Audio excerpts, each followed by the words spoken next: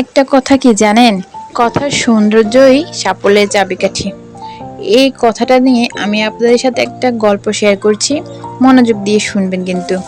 তো গল্পটি হচ্ছে এই, একদিন এক রাজামশাই স্বপ্নে দেখলেন তার মুখে সব দাঁত পড়ে গেছে।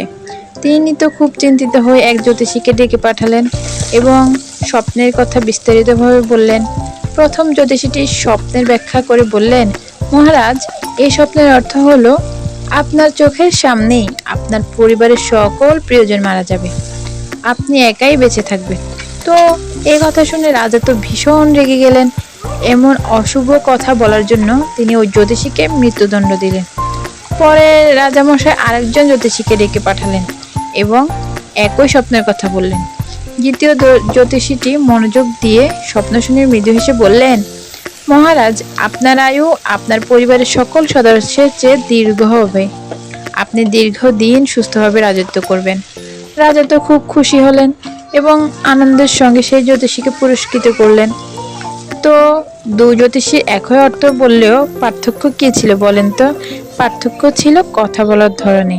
তাই তো একজন পেল মৃত্যুদণ্ড আর একজন পেল পুরস্কার।